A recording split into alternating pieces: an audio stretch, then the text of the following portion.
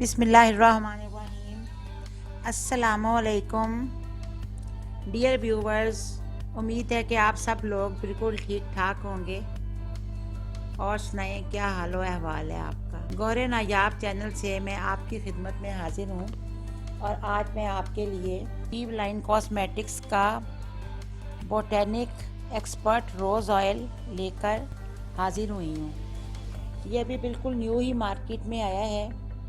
जब मैंने इसको एक बहुत बड़े डिपार्टमेंटल स्टोर पे देखा तो मुझे ऐसे लगा जैसे ये रोज़ ऑयल होता है, यानी कि ये रोज़ ऑयल की बोतल है, लेकिन ऐसा नहीं था।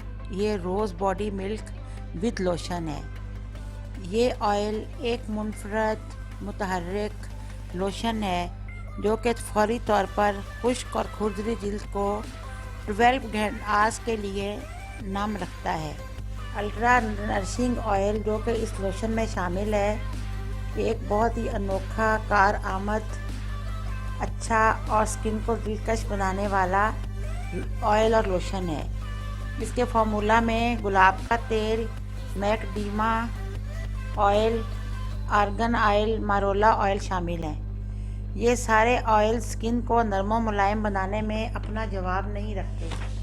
जिस्म का जो तेल ज़ाया हो जाता है और स्किन खुरदरी हो जाती है, ये फार्मूला रफ स्किन को फौरी तौर पर ख़त्म कर देता है और जिल्द को नए सिरे से रीजनरेट करता है और नमी बख्शता है।